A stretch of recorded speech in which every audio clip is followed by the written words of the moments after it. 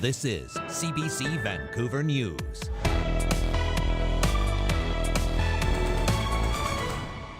I appreciate and understand that the time it took and also the conclusion is not what most are wanting to hear.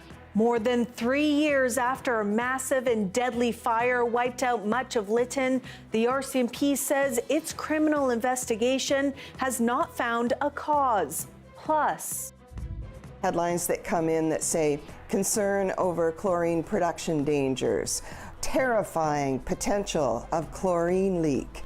what's behind a mysterious campaign targeting a chemical plant on the North Shore? A CBC News and Investigative Journalism Foundation probe finds it was a direct competitor.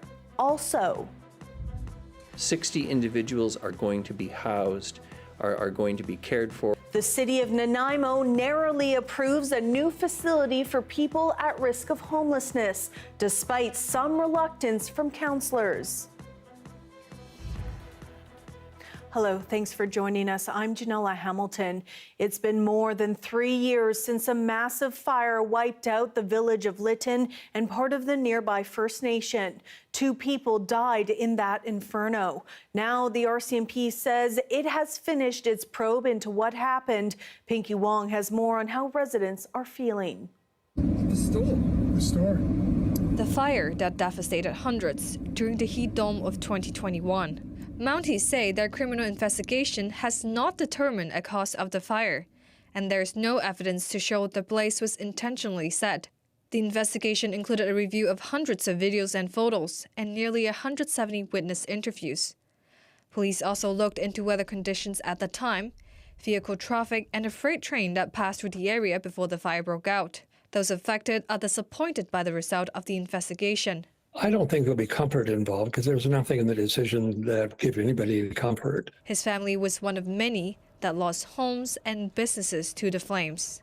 2 people died as a result of the fire. Well, after 3 years of silence on the issue, and they come up with a shoulder shrug. RCMP say they have shared their findings with the village of Lytton, the Lytton First Nation, and the families of victims.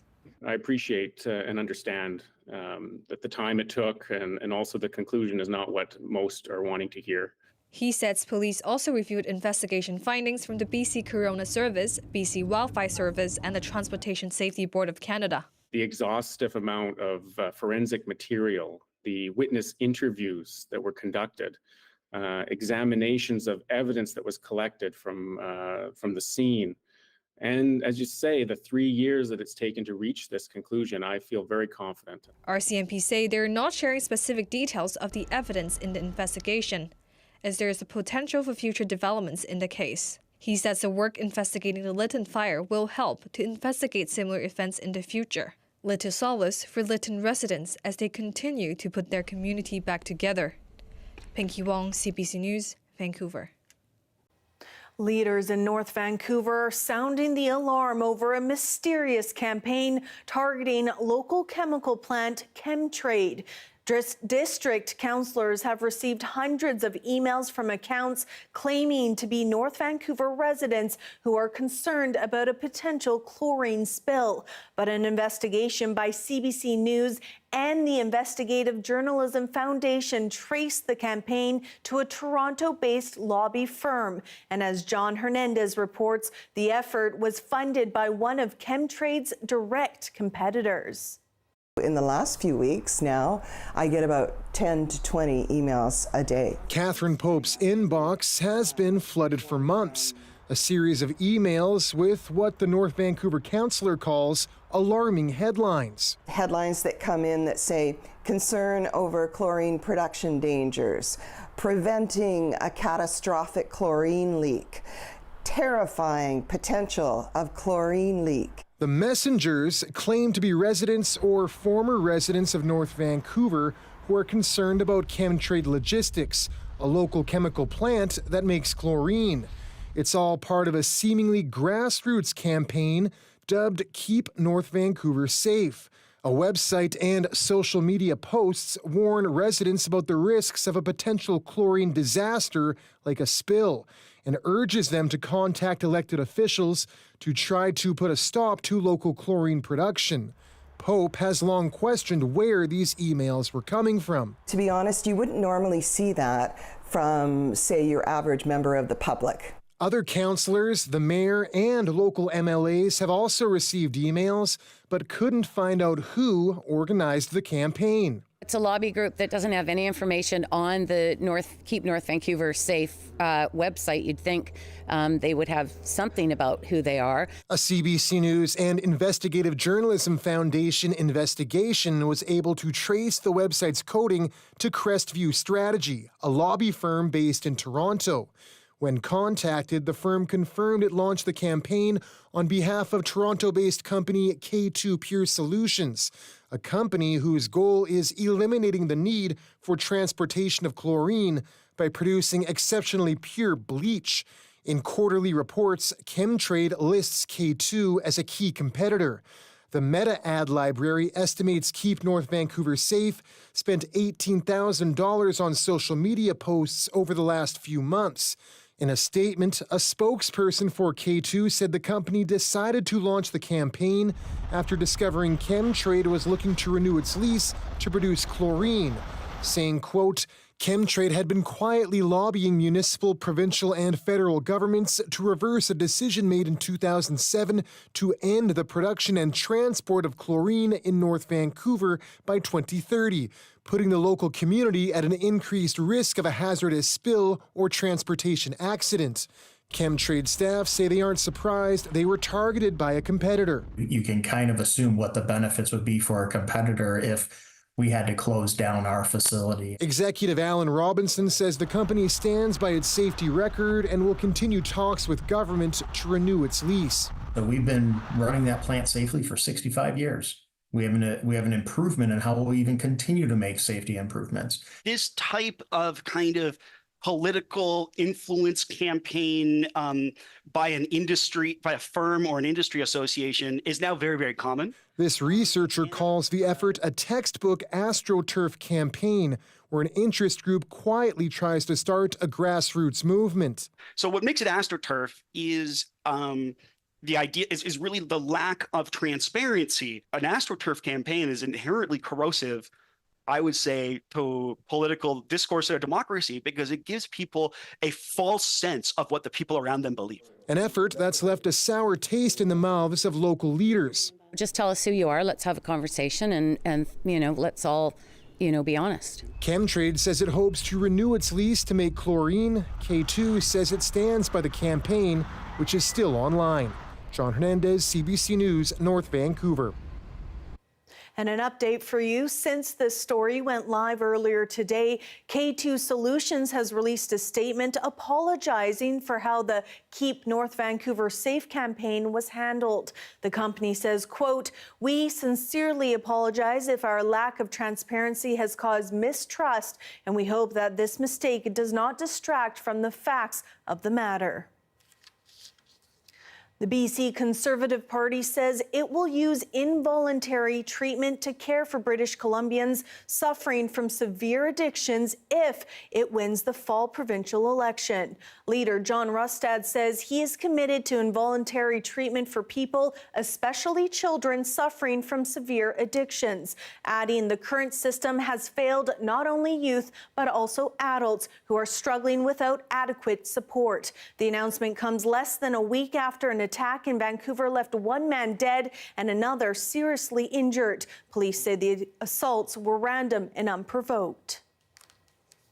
One day after a mistrial was declared in the double murder trial of Kane Carter, the Crown says it is seeking a retrial. The case centers on a 2018 shooting which left one man and a teenage bystander dead in Vancouver. Karen Larson has more.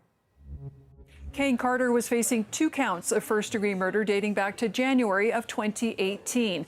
One of the dead, 15-year-old Alfred Wong of Coquitlam, was killed by a stray bullet while in the back seat of his parents' car as the family drove down East Broadway. Alleged rival gang member Kevin Whiteside was also shot and killed in that shootout.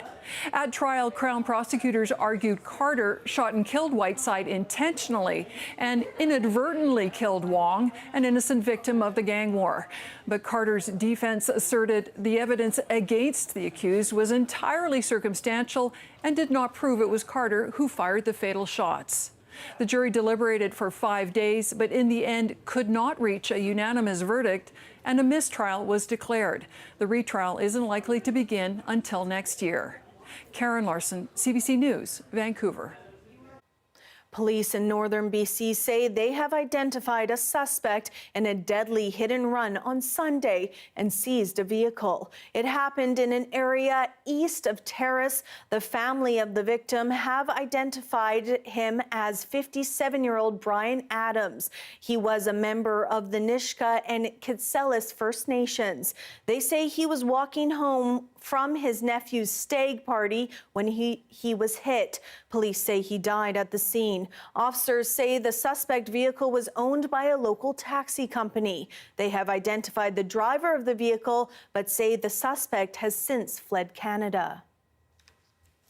The parents of a 14-year-old girl from Victoria are raising concerns after she was removed from a Porter Airlines flight in Toronto. It was Cameron Larkin's first time traveling alone. Porter said she was among those removed due to weight and balance issues on the plane. Her parents argue it ought to have been someone else instead of an unaccompanied minor. Ali Chasen has the story. 14-year-old Cameron Larkin was flying solo from Toronto to Victoria after a visit with family and friends. So I was sitting down, I was ready for the plane to take off. But before her Porter Airlines flight departed, a flight attendant pulled her aside and told her there had been a problem, so I need to get off the aircraft. It was her first time traveling alone. This is your experience. The flight attendant said that she would talk to me outside the plane. And so the flight attendants behind me, they closed the door. So I was really confused because I was like, I'm supposed to be on that plane. So what happened? Well, it's a rare case where, for safety reasons, they may have to reduce the payload of the aircraft, which means weight and balance. So they take off either travelers or cargo.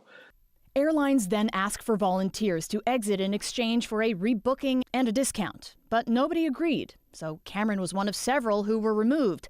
But she says she was the only unaccompanied minor. I was completely shocked, confused, very worried about her. Fortunately, Cameron's dad was in Toronto and could pick her up. But her mom, Kathy, wonders if it happened to another child who didn't have that option.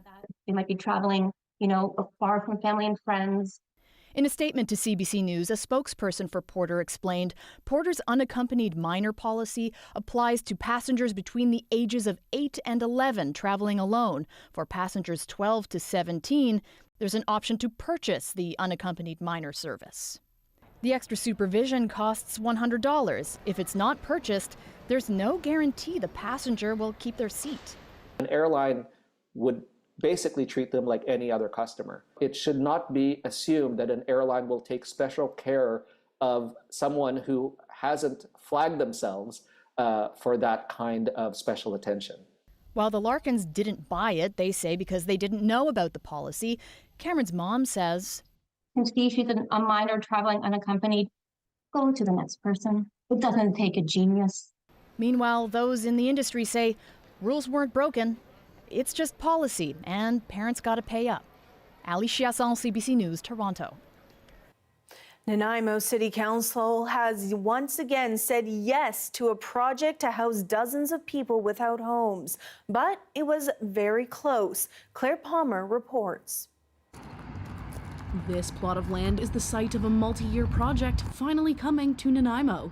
It's meant to house dozens of people without homes and provide wraparound services. 60 individuals are going to be housed, are going to be cared for, and have an opportunity to better themselves and make the community safer. This site is on the south end of the city. One of the conditions of the lease was a good neighbor agreement and community advisory committee. But last month, BC Housing told council it no longer does those agreements. Instead, it's moving to what it calls community integration plans that can be customized to local needs. Well, it's vitally important that we have a process that engages community, engages local government, but at the same time doesn't further stigmatize people that are living in the housing. Because with that stigmatization, people will not stay. They'll go outside, they'll go into parks, they'll go into encampments, and that's the opposite of what we're trying to do. Council was divided and the revisions narrowly passed 5-4. I don't see this as more robust. I don't see it as more responsive. I see a bunch of assurances that I just cannot take at face value. We had a choice. We either leave 60 people in our streets, or we help the province address it as it is the province's responsibility. The Vancouver Island Mental Health Association will run the centre, which is set to open next year. Claire Palmer, CBC News, Nanaimo. Forestry giant Canfor has sold its license to log BC's fourth largest timber supply area to two First Nations. The McLeod Lake Indian Band and the Sept Dene Nation now have equal shares in the roughly 64,000 square kilometre Mackenzie timber supply area in northern BC. The sale will give each nation license to harvest more than 430,000 cubic meters of timber each year. The transfer comes as Canfor announced it would close its sawmills in Vanderhoof and Fort St. John by the end of the year, putting an estimated 500 employees out of work. Kwantlen Polytechnic University is launching Canada's first degree program in traditional Chinese medicine, but some worry about a broader reach for teachings that aren't supported by science. That story after the break.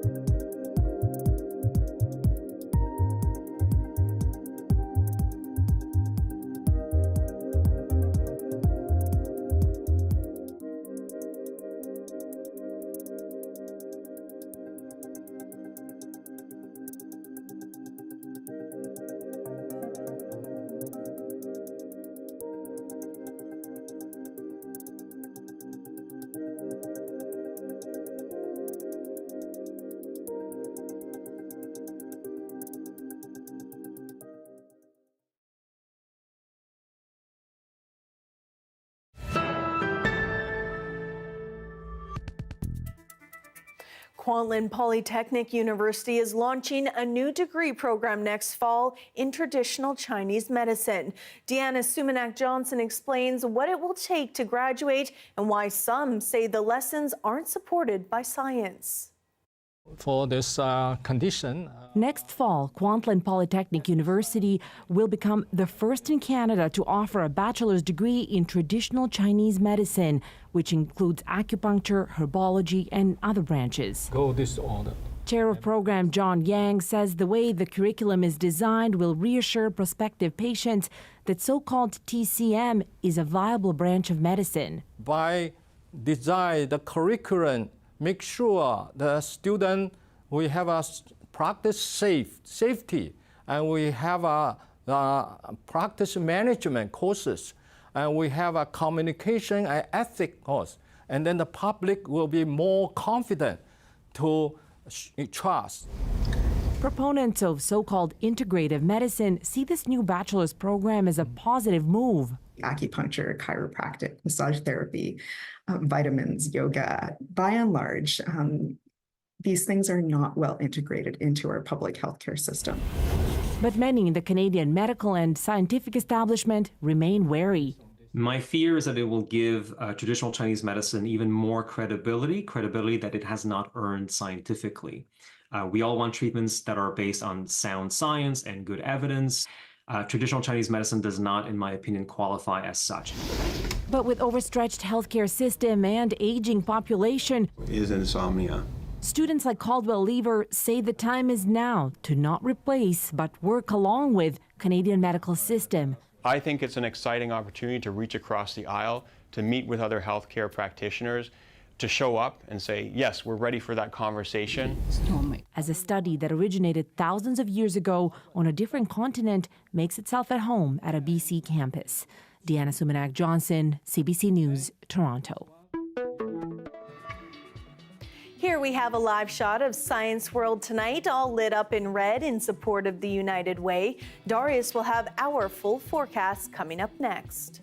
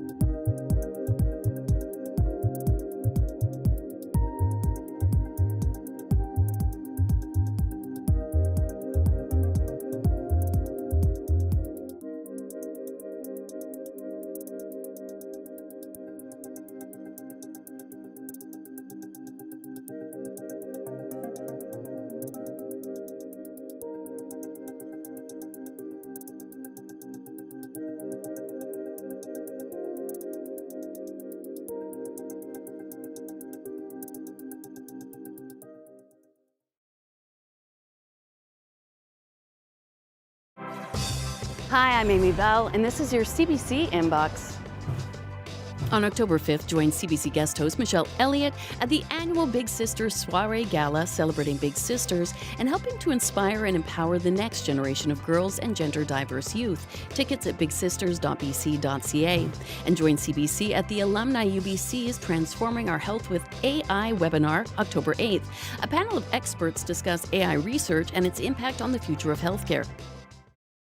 The weather update is brought to you by Direct Buy Furnace. To cool and clean the air in your home, call Direct Buy Furnace. Installing Trane, the most reliable heating and cooling brand.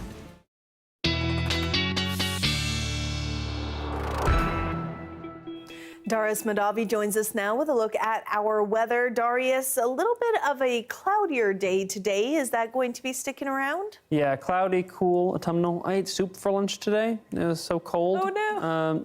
Oh no is right. Yeah, butternut squash soup. That is the true mark of fall, and that is really what is on the way. Cloud coming in and out. A bit of sunshine at times, especially towards the end of this week, but generally speaking, the story is cloud and a few showers. Now, we've looked at this quite a bit. We're going to look at it quite a while more because this is going to be the big story, what's happening up in the upper atmosphere. This is driving these systems towards us. This trough is going to be moving off, and then we get a brief, very weak ridge of bit of ridging on Thursday and into early Friday. Then that cloud builds quickly back in on Friday as that new trough passes over the region, bringing, again, some more showers, especially in through Saturday and potentially early Sunday morning, but it seems like it should be done by the time most people are awake. And then, again, some very, very weak ridging. It remains to be seen which is going to win out, either this troughing or this ridging, but generally speaking, whichever one wins, it'll be pretty transient, and then the other one will take over. So it seems like some flip-flopping happening over the next week or so. If we take a look at our precipitation forecast across the south coast, that's pretty much what we see.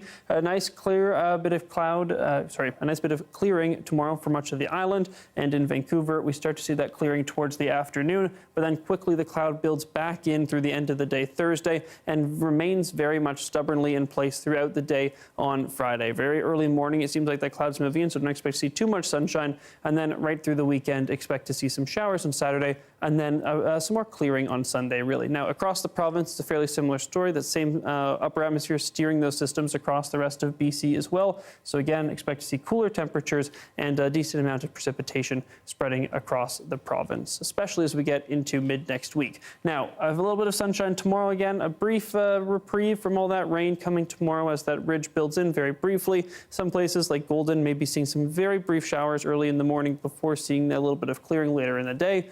And here in Vancouver, again, similar story, like I promised.